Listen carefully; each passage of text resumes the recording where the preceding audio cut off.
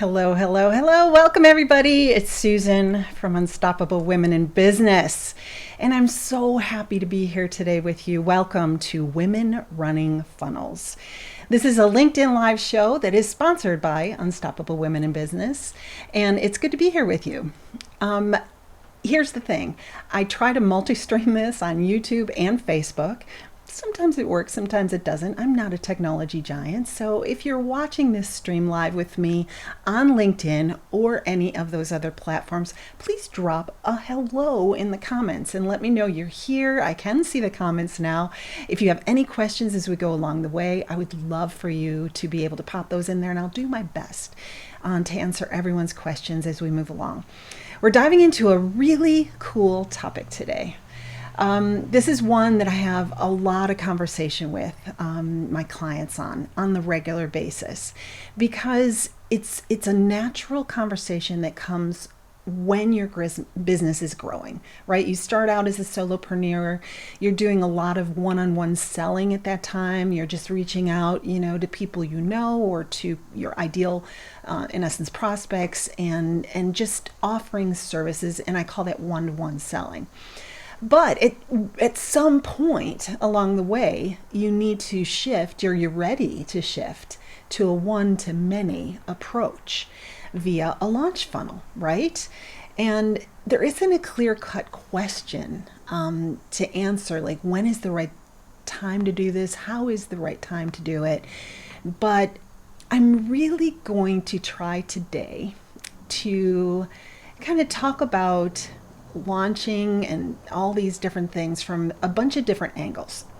Now, the primary angle that I do want to talk about this from is, like, when do I have the right size audience to actually do a program launch? Okay, so you're ready to move into one-to-many work even, right? So we talked about you can be one-to-one selling, one-to-many selling.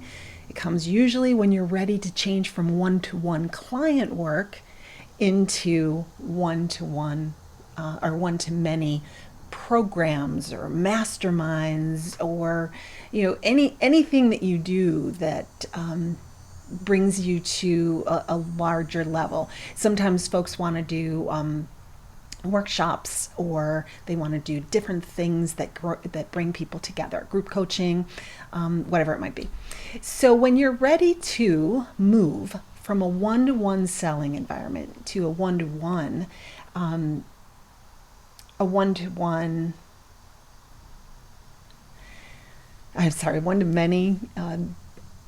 environment, the question is, like, how big does my audience need to be?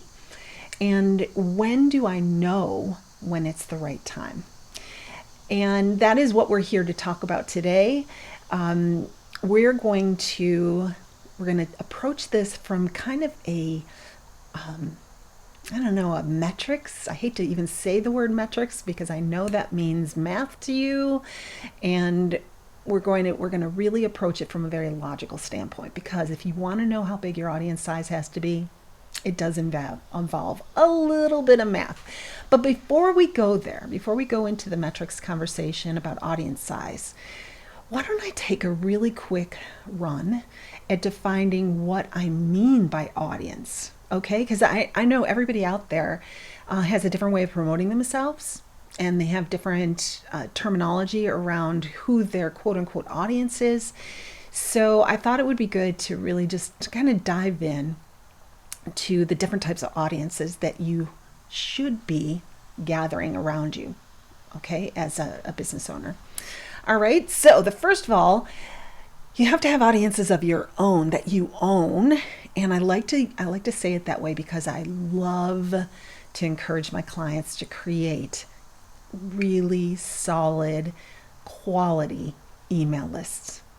Okay, so that you own your email list. You brought them close enough to you that they were willing to give you an email address, and you're able to nurture that relationship. But there's other kinds of audiences that you have that I like to use the word borrowed.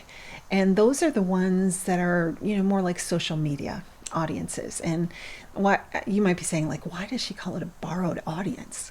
Because you don't own it. You really are at the mercy of the social media platforms for exposure to this audience. You can't reach out to them whenever you want and know for a fact that at least you're going to land in a place where they're going to see you, aka their inbox, right? When you have an audience on social media, what you have is something that is almost like a gamble. Yay, if I put a post out there, maybe somebody might see it. Because unfortunately, I just feel like social media has gotten to this point where it is a pay to play kind of an environment. You've got to be paying, again, for that audience to be able to see you. And that's why I don't feel like you're owning it, because you're renting the audience from the social media platform. If you don't pay, you put a post out there, even if you have a group, you put a post out and only a minor percentage of your people are actually able to see that post or are served up that post. And then you start spending all of this time where you are fixated on social media algorithms, which change continuously. And so there's this, you have to do it. Please don't hear me wrong. I believe that social media is a key channel for you, but the whole purpose of using social media is really for the purpose of growing your audience, your owned audience, aka to be able to have them become part of your quality email list. All right, so those are the two different types of audiences that I think about a lot, in regards to the email list being something that's something you can really work to establish and deepen relationships. Social media audiences are the universe out there that you're trying to bring into you, a little bit colder. Okay, so I'll use those words as well, because they'll come into play later when we're starting to talk about how big does your audience have to be in order to really have a quality program launch.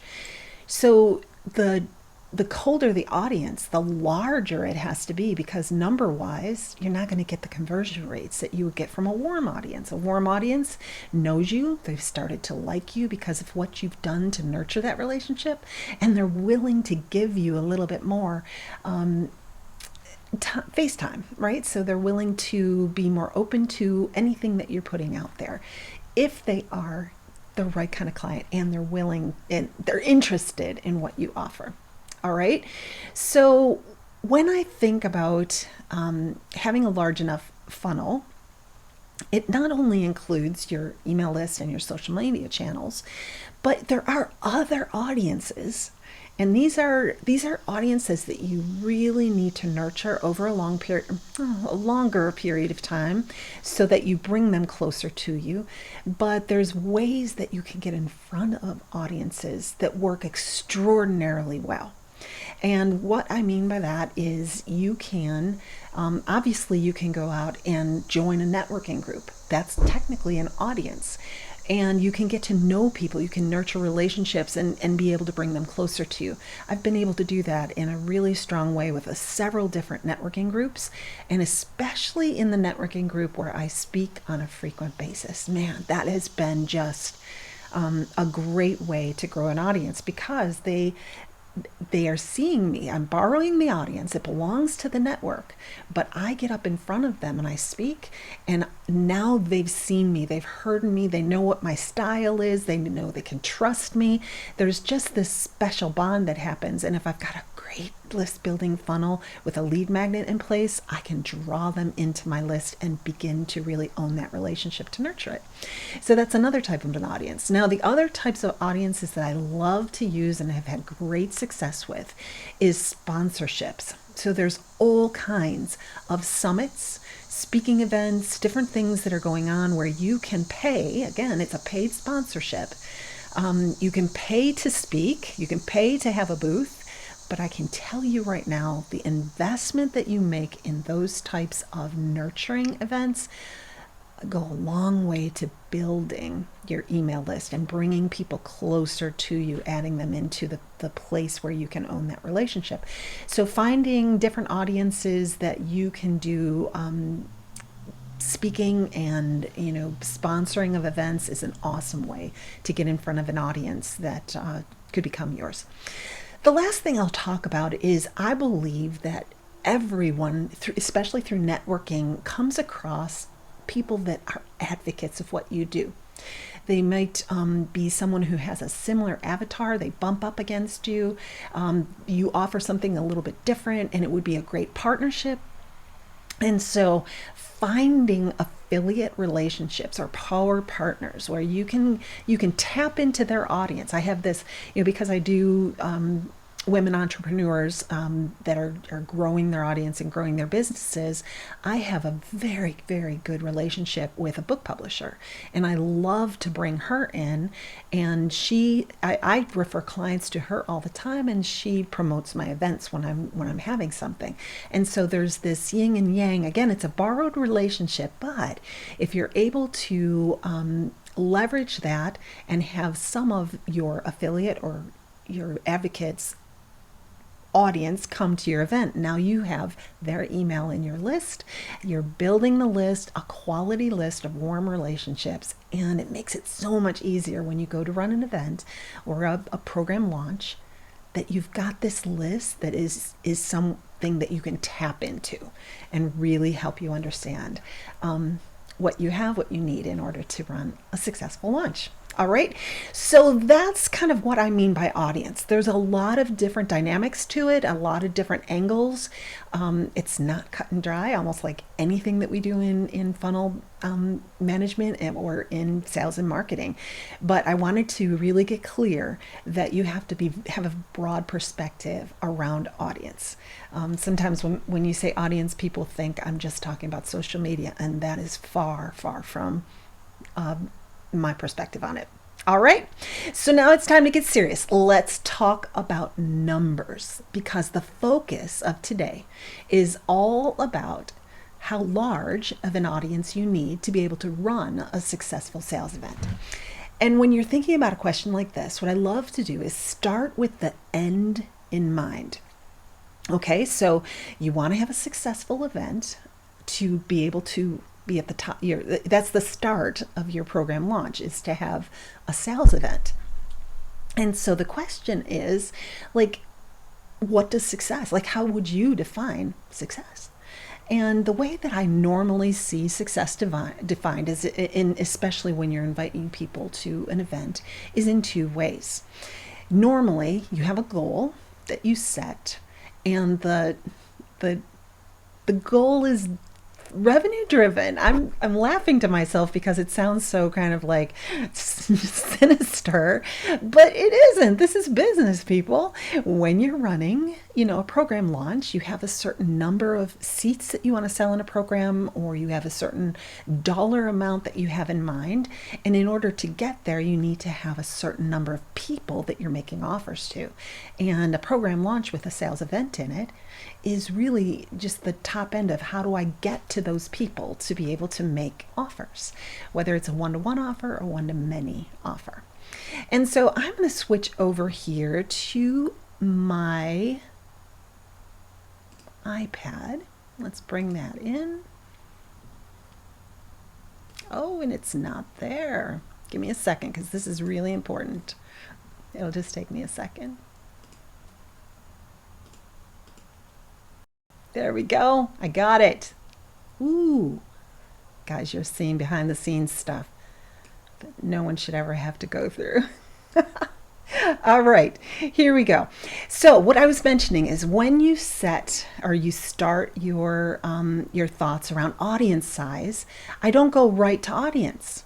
I actually start with the goal, the sales goal. So the question that I have for you is, what is the goal that you're looking for from any particular event? You have to establish that goal. So the sales goal, I'm just going to use, literally, I'm going to tell you right now, I pulled some numbers that would be kind of easy for me to figure out, but I want you to know that every number I'm putting into this worksheet for us is really a just kind of a best guess estimate, and you need to do the same thing and be able to put in the numbers that you want. Okay, so let's say you've got a sales goal of $5,000. Okay, so you put that at the top here. I want to run an event with the end goal of selling $5,000 worth of programs. Okay, excellent. Now you need to know how much each of your programs cost and how many people it would take in order to reach that sales goal. And here's where I'm saying I really just pulled arbitrary numbers. So I'm going to say we're selling a program that costs $1,000. So you know that you need 5 people. Okay, 5 people to buy from you. All right, now you've got something to work with. How many people do you need to have at your sales event in order to have a successful, in essence, program launch? We'll put that up there. How many people do you have to have at your sales event in order to achieve that $5,000 goal, or 5 people to sign up with you? All right, so there are some conversion rates. If you're having an event and you have a warm audience, I mean, I have to keep saying, guys, you have to calibrate these percentages that I'm going to give to you based on whether or not any of the given audiences we're talking about are cold, in essence, coming in from social media. Maybe you ran some Facebook ads or Google ads or something, or if they are warm, they've been on your list, they've been nurtured, they're kind of primed and ready to do business with you. So it's hard to give you hard and cold, but I will tell you that there is about a 10 to 20% conversion rate. So if you are having a sales event, and you want to have 5 people buy from you, that means you need to have somewhere around, let's go on the colder side, 25 people. Because 25 people listening are going to either accept the offer that you make during that launch event, or they're going to want to have a call with you. And then there's conversion rates there as well. But let's just make it easy and say you need to have about 25 people in seats. And I really think it's live because people can watch replays and that'll decrease the conversion rate to buying. But if you can get 25 people in the room, you've got a pretty good shot at getting 5 people to buy from you. Once again, based on the quality of what you do during that event. All right, so let's back up from there. To get 25 people in the room with you, okay, in the room with you, how many people need to see the sales page that you're going to put together? Okay, so there's another kind of industry standard conversion rate of somewhere around 10 to 20% of the people who see your sales page will go forward and agree to come to the event. Now, this is people who are showing up at your event. Unfortunately, if it's a free event especially, and that's a whole other topic, but if it's a free event, you can kind of expect somewhere between 40% or less to show up at the actual event. So to get 25 people in seat here, you need to get registrations of somewhere around 40 or 50 people in registering. And hey, if anybody's going, her math is off, I'm going to ask for forgiveness here because I'm not a mental math giant. I'm just giving you my best guess. But you're going to do the calculations on this yourself. Okay, so 40 to 50 people literally have to see your sales page and register. Now, if there's a 10 to 20% conversion rate and you need about 40 to 50, well, that means that you need to have somewhere around, let's just go, it's like 400 here. It might be 20. Guys, I'm just going to go low end here. You're going to need about 300 people. Okay, this is not an exact science. Once you run an event, here's a really important thing to know. Once you run an event, you will know what your numbers are. These are the metrics that you absolutely need to be taking into consideration as you're running your events. Keep track of them so that you know the next time you run an event, you don't have to use industry standards. You'll be able to use your own standards. All right. But so let's just say we need to have 300 people see that sales page. In order to get about 40 or 50 people to register and 25 people into the event. All right. Now you're starting to see how important audiences are. And I'm going to talk about your primary, because you know how much I just said I love me some good email lists. We're going to go to your email list and start talking about how many of these 300 people can we get from the warmest source you have, which is your email list. All right. So if you've got 300, you want 300 people, you've got to start thinking about what is my list size that I need for an audience that I can get hopefully a good portion of those people to see it from my list. Okay, so I'm going to use a few different list sizes. I'm going to start with, let's say you've got an email list of 500 people. All right. And you're like, cool, I've got 500 people and I only need 300 of them to see the sales page. Unfortunately, there's a couple more metrics that you have to take in place. And if you've been around a while, you know exactly where I'm going, which is open rate and click-through rate. So if you've got a really nice warm email list that you love on regularly, add value to their lives, have shown great thought leadership, if you've got all those pieces in place, your open rate should be somewhere about 20 to 25%. Okay. And click-through is a tough one because a traditional click-through rate on just a cold email, just, kind of a one-off email, is usually around 1 to 3%. 2% is considered kind of standard. But if you're doing a really great job of sending an email sequence out, each time you send a sequence out promoting your program launch, each time you send that sequence out, you're in front of your people and you're able to get a shot at getting up to 25% of them opening it and a couple percent to 3% of them opening it. So for just one shot at your folks, you've got about 125 people that are going to open it. And if you've got, let's say a 3%, that's only going to be a click-through rate of 3 people each time you send it. So let's say you're going to send, usually I recommend a 5 to 7 email sequence at the very least.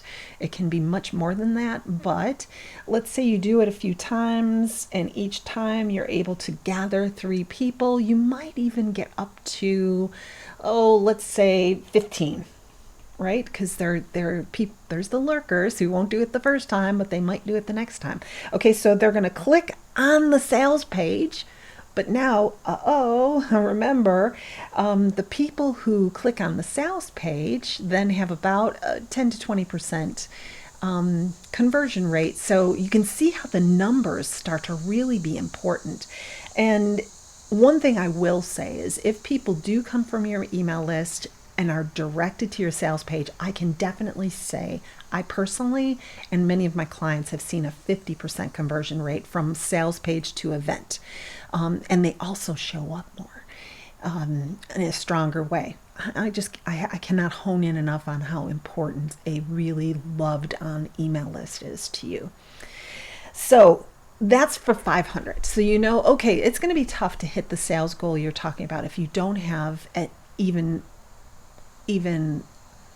500 people on your list. You've got to really rely on the rest of those audience we talked about, maybe paid ads, maybe affiliates, maybe speaking engagements, maybe networking, right? You're going to gather some people from all of those channels into what we call your ticket map to say, what are my sources? Where are these people going to come from? But it's really, it's really a game that you just have to play with these numbers to see what's your potential. Let's go up a little bit higher. Let's say you've got 1,000 people or 2,000 people on your email list. And to me, guys, that is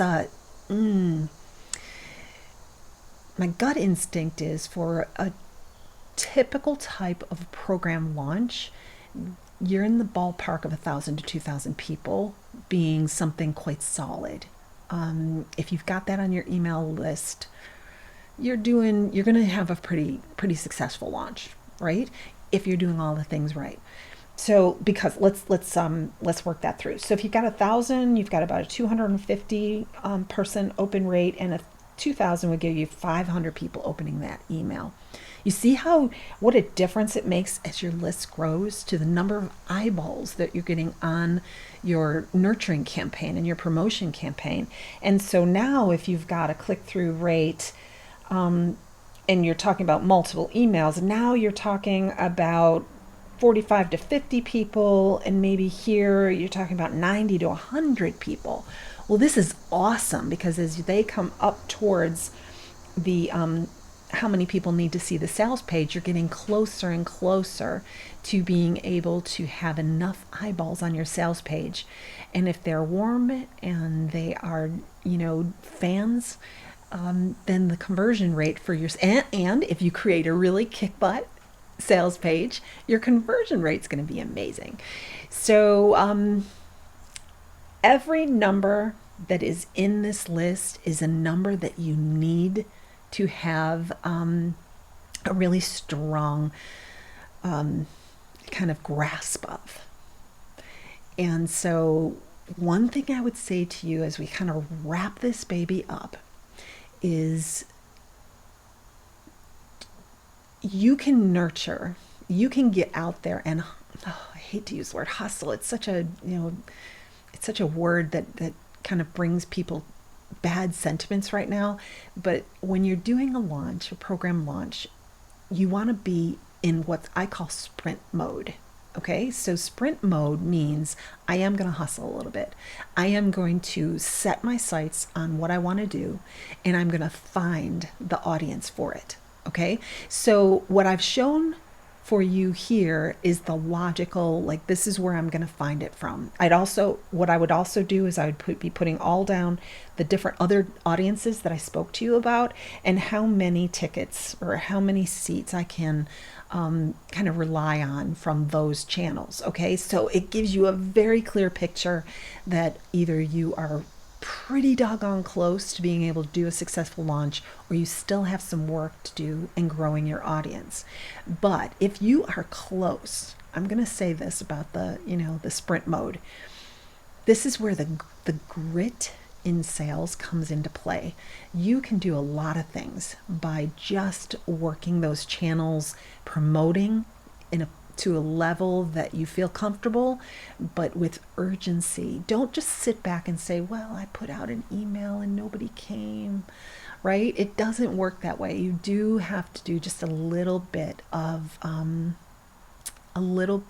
savvy sales and marketing during a program launch, and your audience, even if it's on the verge of being large enough, you can definitely be able to tip it over the edge. Okay, so this is a lot. I know math is not anybody's favorite thing, but I can't tell you how important it is to be in touch with your metrics and really know how to calculate your audience size, your program goals, everything that you need. And this is what I love to do more than anything else with my clients. So if you have any questions about what I presented here today, I would love to invite you to reach out to me. You can find me on, obviously, LinkedIn, but I'm also on YouTube, Facebook under Unstoppable Women in Business for both of those.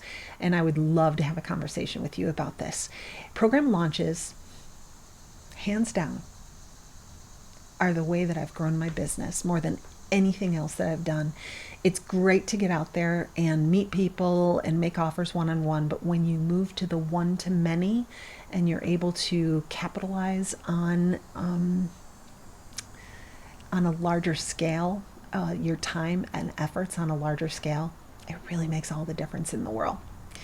All right, people, thank you for showing up today. It was great to have you there, and I will talk to you again very soon. Take care.